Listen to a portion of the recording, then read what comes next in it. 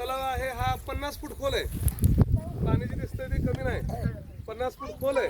या कामामध्ये येलमार मंगेवाडी गावामध्ये पाणी फाउंडेशनच्या माध्यमातून खूप मोठं काम झालं.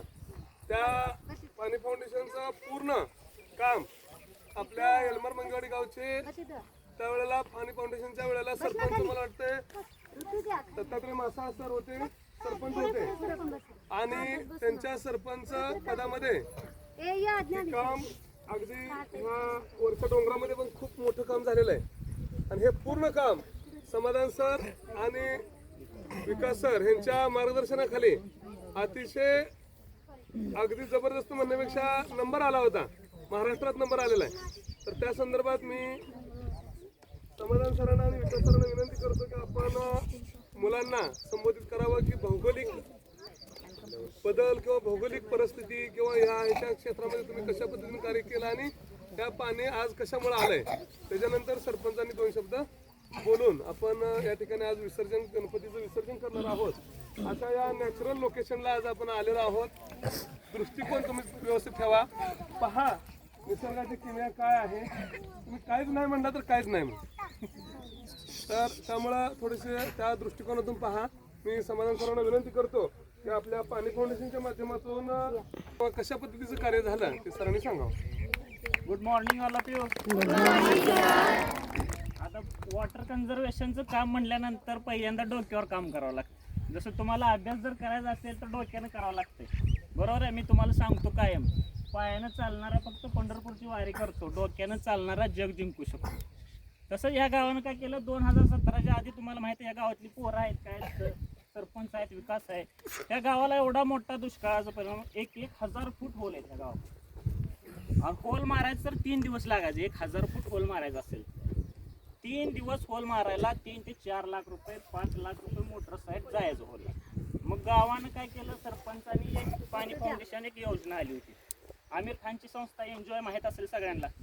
त्या योजनेच्या अंतर्गत 5 लोकांना ट्रेनिंग दिलं जातं. तुम्ही गेलता ना, सरपंच आणि गावातली 4 लोक ट्रेनिंगला गेले. त्याच्यामध्ये कसं तांत्रिकदृष्ट्या काम करता येईल असं त्या ट्रेनिंगमध्ये शिकवलं सगळ्यांना. मग त्याच्यानंतर आल्यावर मलाही माहीत नव्हते, त्यांनी सांगितलं असं करायचं तसं करायचं. मी पूर्ण यूट्यूबला व्हिडिओ बघितले, विकासने व्हिडिओ बघितले आणि आम्ही काय केलं, मातीवर काम केलं. सकाळी जर आंघोळ करताना आपण गुडघ्यावर पाणी बदलं, आपली आंघोळ होती होत नाही ना, बोलत राहा होती का, डोक्यावर म्हटलं तर पायापर्यंत जातं ना. तसंच वॉटर कन्झर्वेशनचं काम करताना माता ते पायता काम करायचं असतं. म्हणजे पहिल्यांदा डोक्यावर काम करायचं. मग आम्ही काय केलं, फॉरेस्ट आहे तो दिसते बघा तुम्हाला, मग तिथं आम्ही CCD सर काढले, डीप CCD काढले, गॅबियन केला, सगळे स्ट्रक्चर तिथे केले आहे. दगडी नाला बांध असतोय, सगळे स्ट्रक्चर केले. तिथं पाऊस पडला, तुम्ही इथं बघितलं तर पूर्ण काचवणी पाणी दिसते तुम्हाला. कुठलंही वाहून आलेलं पाणी नाही, पूर्ण पर्क्युलेशन होऊन आलेलं पाणी. तुम्हाला यात खडूळ पाणी दिसतंय का, तुम्हाला पाऊस पडला तर समोर दिसतं बघ, असं वाहून आलेलं पाणी सगळं खडूळ झालेलं असते. पण ही सगळं तिथं पाणी मुरले, तिथलं पाणी तिथं आलं. ती माताचं काम केल्यानं काय झालं, आणि आपण स्लोगन वाचतो भीतीवर, पाणी अडवा पाणी जिरवा वाचताना सगळे, पण ती म्हण चुकीची आहे.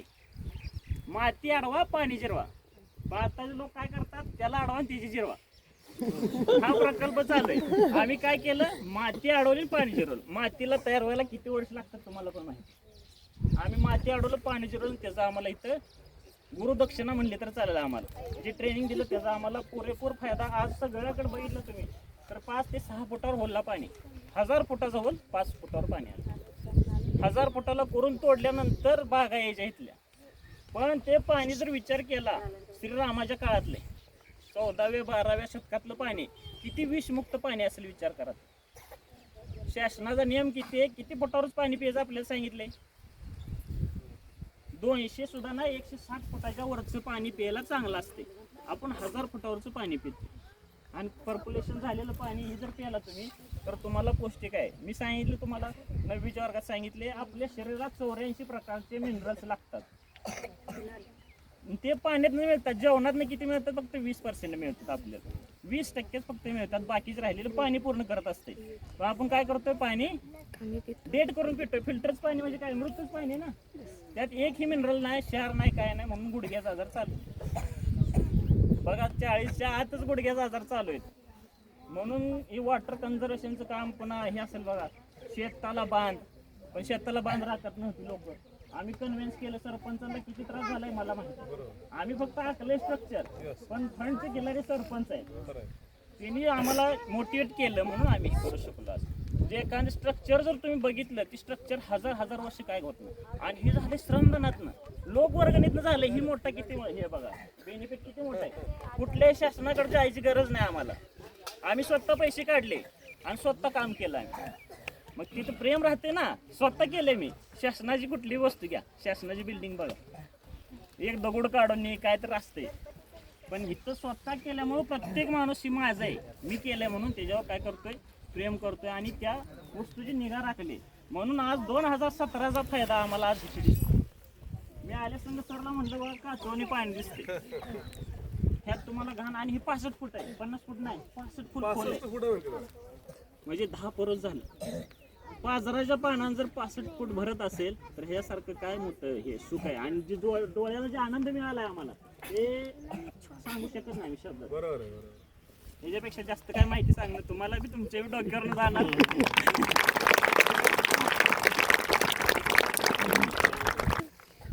Good morning. समाधान सरनं बऱ्यापैकी सगळं सांगितलं. तुम्हाला गावाची थोडीशी माहिती सांगायची. मंगेवाडी गाव हे 22 हेक्टरवरती आहे. हेक्टर काय किती वर्ष झालं तरी बदलत नाही. लोकसंख्या 17-18 साली होती 5,000 लोकसंख्या होती आणि 2500 मतदान होतं.